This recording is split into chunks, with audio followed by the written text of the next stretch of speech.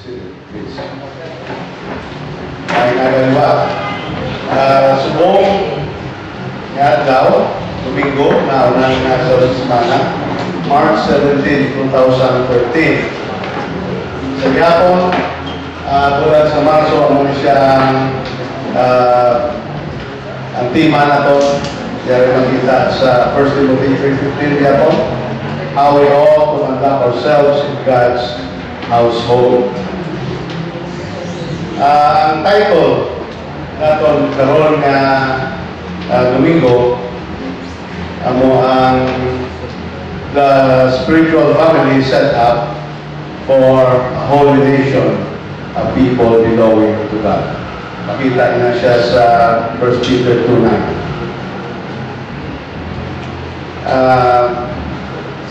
Ang number one na punto pag-ring na itong itihala sa inyo pareho isang point ni Brother Jigman because we're talking about God's household. Number one, point 3 is that the kingdom of God is like a family. Ang inariya sa Diyos, parihugit isang pamilya.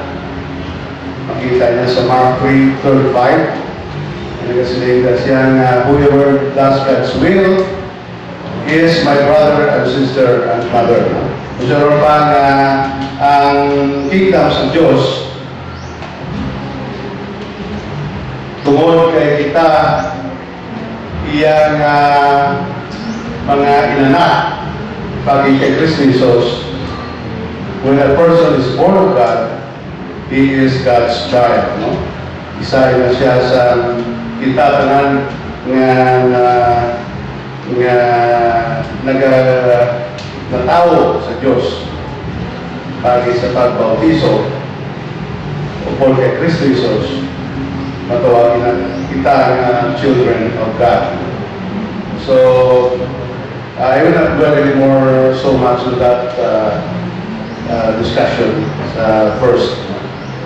Ang dalawa, point 3 is that the spiritual family of God is made up of many brothers and sisters with one head and leader. Nga mo siya si Jesus Christ. One head and leader. We have, kung lahat na paminsaron lang, ini nga set up as a family. Pare-pareho siya sa aton pamilya sa kalibutan. Ang aton nga family sa kalibutan where we had may amay kita, may iloy. Then, kung kamahuran kita yan, may magulang kita, maybe magulang na babae o magulang na lalaki, kag mga utol, no? Mga utol, kag hasta sa kamahuran. Amoy na ang set up natin, Korea, as physical family natin. Pero ang spiritual family natin, lain na siya yan. Pero may amo-amo nga ideya. Siguro hindi mo inasang Diyos tungkol kay madali kita makarelate. Makarelate kita because we have our own physical family. And therefore, if we talk of spiritual family, ito amo-amo na siya din na set up. Because ano na ang gusto sa Diyos nga matabo sa aton. So the spiritual family of God is made up of many brothers and sisters with one head. Isa lang niya ang aton nga head kag leader. Amo na siya si Jesus Christ. Bisan diin nga iglesia, wala sang leader na spiritual nga head other than our Lord Jesus Christ. Amo na siya ang pinaka-head natin. Colossians 1:18. Sa Colossians 1:18, makita natin nga nag-asiling nga He is the head of the body, the church. He is the beginning and the firstborn from among the dead, so that in everything He might have supremacy. Si Paul nagsulat sa Colossians, God is talking about the head of the church, who is Jesus Christ, who the firstborn among the dead. So amo na siya ang atong head king, si Jesus Christ.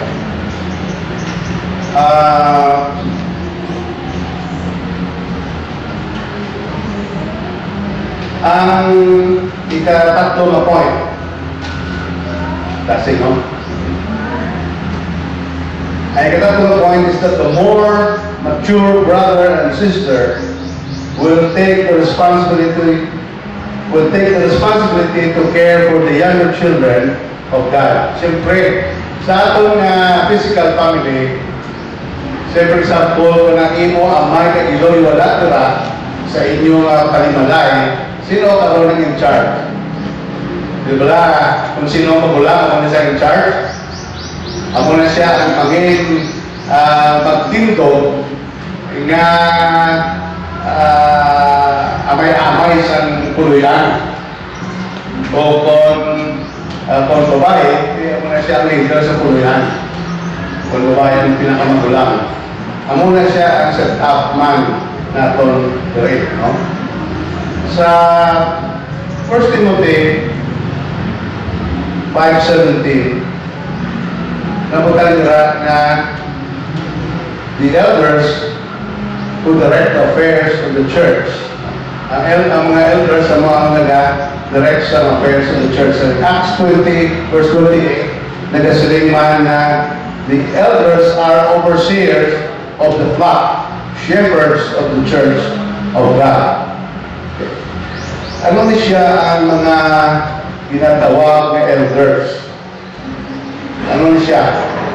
Aprihan nato ang aton nga kasulatan o matanaw dito dere sa 1 Timothy chapter 3 verse 2 ang padalong.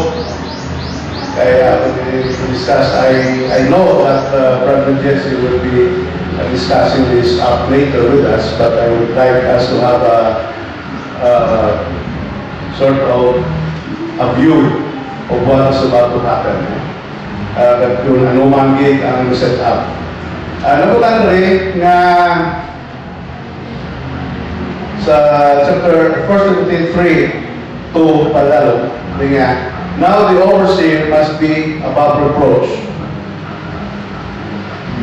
The husband of one wife, temperate, self-controlled, respectable, hospitable, able to teach, not given to drunkenness, not violent but gentle, not quarrelsome, not a lover of money. He must manage his own family well, verse 4, and see that his children obey him with proper respect. Verse 5, if anyone does not know how to manage his own family, how can he take care of God's church? Verse 6, he must not be a recent convert, or he may become conceited and fall under the same judgment as the devil. Okay. To be a church leader or an overseer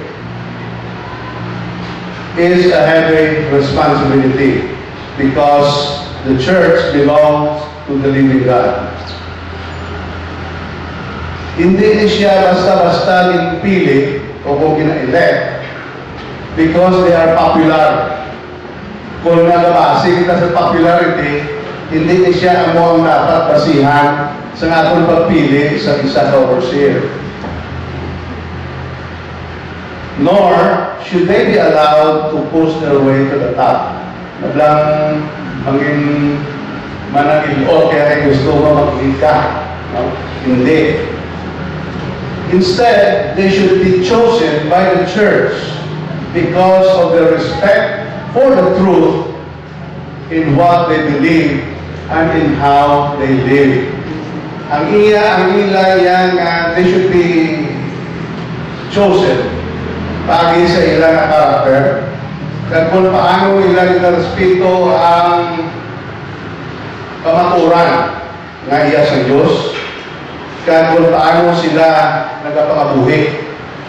Ano ang sistema sa pagpakabuhi nila na mayo bala o kung hindi, salawayon bala o kung hindi. The word overseer can refer to a pastor, for a church leader or an elder. The iba sila, bishop and what. But, mula na siya, sara ng meaning. Pero ang standard, tama, taas. Taas kaya nga, ang ibasa na ito, mas di above reproach. So, siya pa, wala kasawayan. Ay kadua, the husband of one wife. Sala niya, iya nga, asawa. Wala siya sa ulo asawa, na sa krida. Okay. Siyempre, hindi pag sila, kung sa kayong orientation, kung di sapat. Kung sa sapat ang lusin, hindi pa lang, buot, mabuot. Self-control, may self-control siya. Ito rin dapat siguro i-nagsisawa, no? Respectable, hospitable. Hindi na mong meaning nga, pero sa hospital. Hindi nga. Hospitable nga rin, ang meaning is nga, kung magkita nga mo, kung magkadto ka sa iya balay, titanan-tanan ka kita, a Filipino trait nato is one of being hospitable. Alam mo kita na yan, ang Pinoy very hospitable kita. So, hindi na tayo mag-tudlo. Able to teach, balo siya magpanudlo. Anong pinatudlo niya?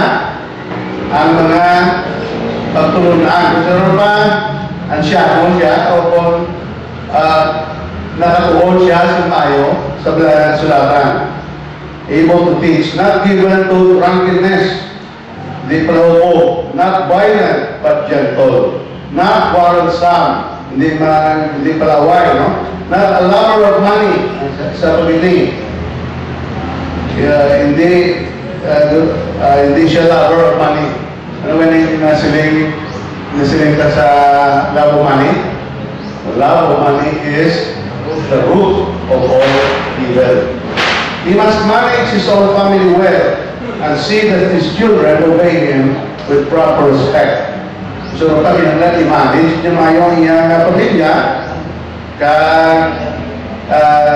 kinanglan niya siya, wala sa bata, na sa lawayon. Ang iya asawa, likewise, hindi man, wala man siyang kasawayan. Deacons, ang deacons, makita natin natin sa bilang kasulatan sa verse 8, pare-pareho na sila sa qualification sa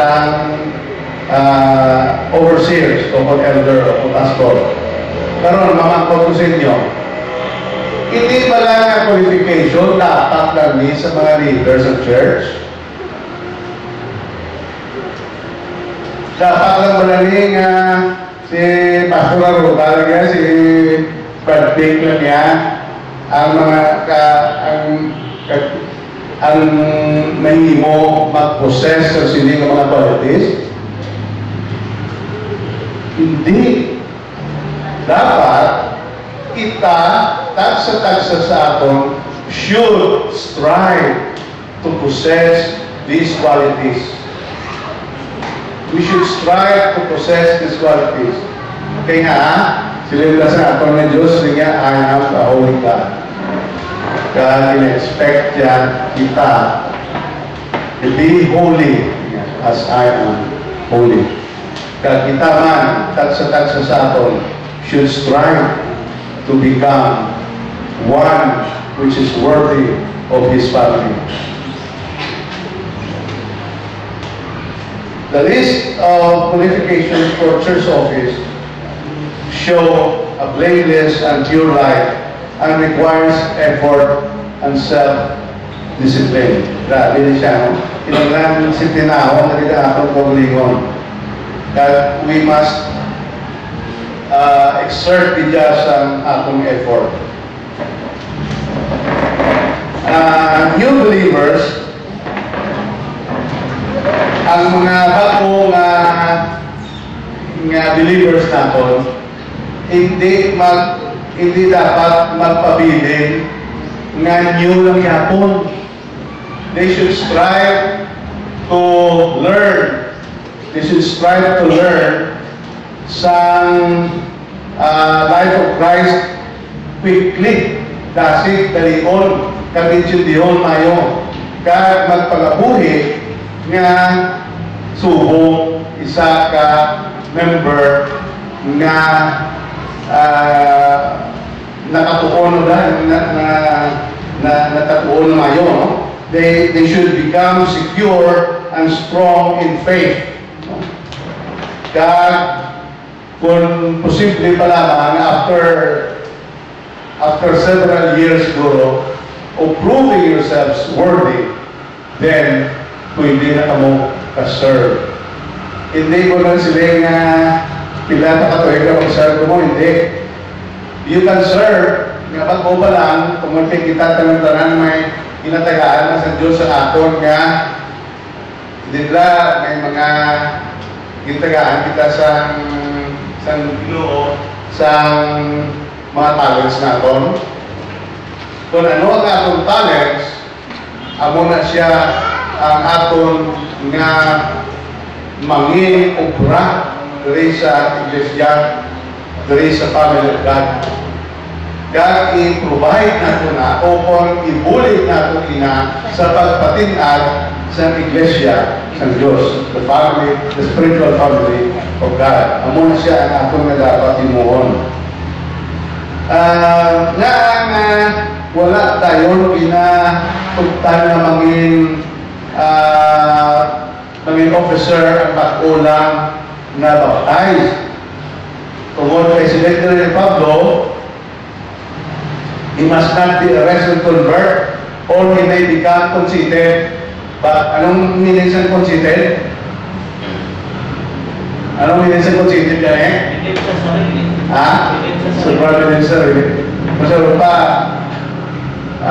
ako yung word sa una, ingit ko sa kaswila sa Dumaguete.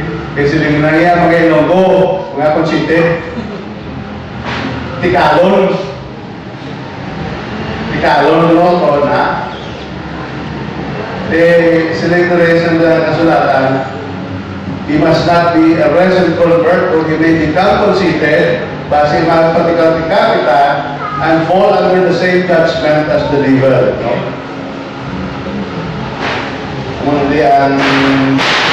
So, younger believers, ginagiyahan pa na agod na ang ilang magpagkabuhi, ang mga ninatawag natin ng discipleship training. Gina-disciple mayo so that ang ilang faith mag-strong kag ang ilang pagkabuhi magtaglong si mayo. Because without discipleship, hindi kita kabalog na ano ato ang gawon. Kaya wala kita ninatuluan mayo kung ano pala ang dapat na atong buhaton dahil sa sulod sa iglesia. So, ini sila tanan, amo ni siya ang apon ng mga obligasyon ng tanging dahil sa sulod. So the more mature brother and sister will take care of the responsibility for the younger children of God. Ang anak ang ginagabuhat nato sa iba nato ng mga sa ato mismo kaulingon ng pamilya. Kung may pamilya kita sa ato bibla na panimalay. Okay.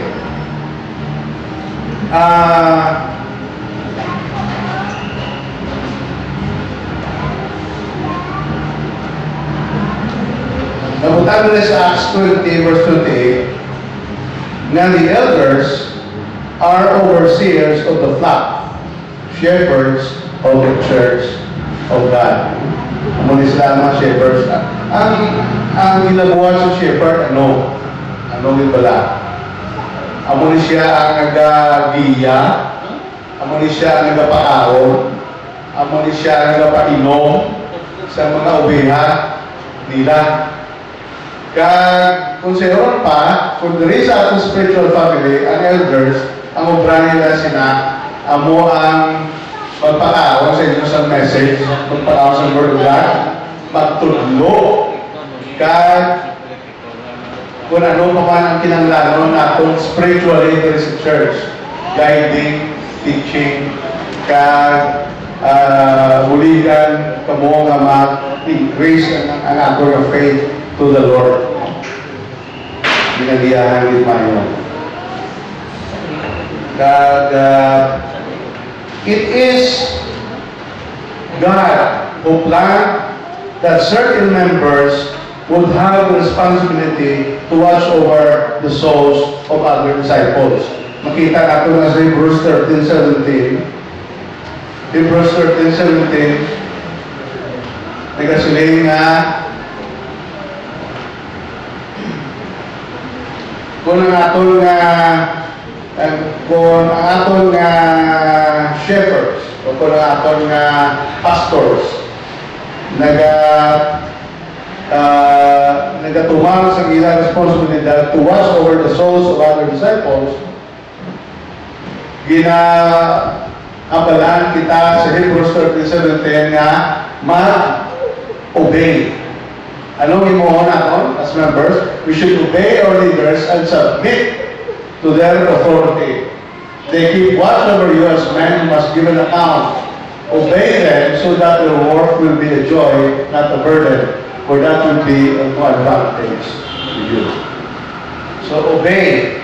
Kaya isa again, members should submit to each other in love for the needs of the family to be met.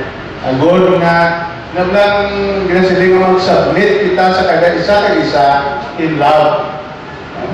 Na hindi yan sa kung ano pa man, hindi tungod kay kita diri sa iglesia sa Diyos, diri sa spiritual family naton, sa siling iglesia, we should be motivated with love. Hindi kay kung ano pa man.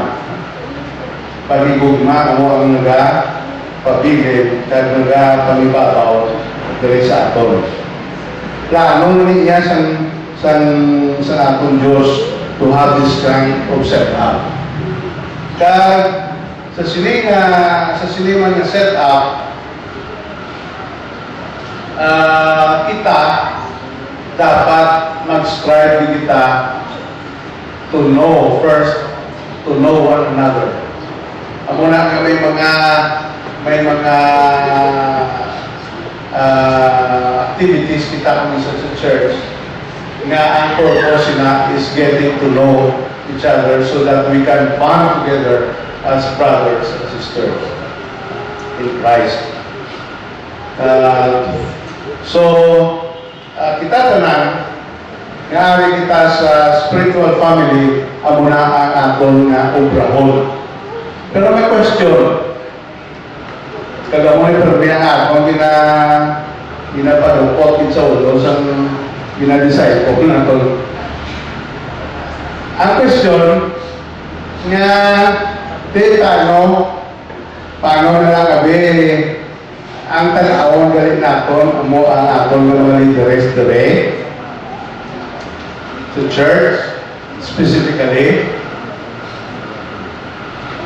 Paano na lang gabi kung may kasandaran ang aton mga leaders? Masanda natin kita tungkol sa ginapangimo sa leaders ta. Ano na lang nakaroon? Ang balon, ang matabog lang kami. Say for example, ang amon na ginahambal ko as leader should kinanglan mag-follow ika mo totoo, tulog-tulog nga I mean without question. Okay wala na kung mayo ang mga leaders, no? Pero ang vote ni Singanon nga dapat naton tambon nga ang aton head of the family, sino nga Jesus Christ. Amo na siya ang head of the family na aton sa kada iglesia. The head of the family is Christ Jesus. Kang amo lang na siya ang dapat natutulungon always. hindi natin pagtulupon ang hindi natin pag-idolize ang kung sino ang gatindog diri as leaders natin sa kada iglesia nga tungod kay kung may mga kasawayan siya kagamo masandat kaya ano naman tawag sa inyo wala rin no? Hindi masilito lang si pastor gamo rin siya ano na, sundol na siya o hindi? Kung may malaking siya gawin o iya, sundol naman? Hindi Amo na lang aton galing nga ginatanaw dire, ang aton na focus, ang aton attention should always be Jesus Christ as our total example sa iglesia. Not sa aton na mga leaders. Okay. I'm not saying kung sino man yung leader, hindi natin ipawalaan na natin. Hindi na mo. Tungkol kay ang mga leaders na matutuot, nag-ascribe na sila nga mangin tadlok ang ilang panabuhi. Nag-ascribe na sila to be an example to us all. Kaya bisan tawahan na sila, pero ang pagpalimuha pala ara di karon ang ginasilay ko lang nga tanaw na natin si Kristo, hindi kita tagatanaw sa aton ng mga leaders because mga leaders sa tao lang naman and we are not infallible. Makawang kita makasala kita yan. Kaya paminsaron natin nga sa isa na yan kung makasala kita as a leader, dako na nga mamarka. Tara-tara nga tayuhan ang hindi mo nimo. Salam. Salam, kagamay na salam, manginwala, pulos, ang ato na pagkalikasyon. Amo na nga, hindi kita ang ato always nga example na kulupon. Kaya mo na din nilagay ko naman sa Bible, kaya mo ni siyang satsaran sa ating pagtuho. Kung sino ang center of attraction sa Bible, hindi ba si Kristo? Then, we must look upon Christ as our example. At siya ang gid ang aton na sulbon. Pero, respetuhon naman ang dito ginagawa sa Torah, Hebrews 13:17, obey your leaders and submit to their authority. Tungkol kay wala na sila ng pinili nga leader dito sa iglesia kung wala na sila nakatuman kaya napakita na sila may qualifications man nga ginasunod. So, kung nag-election talaga sa ulihi, ang mga qualifications of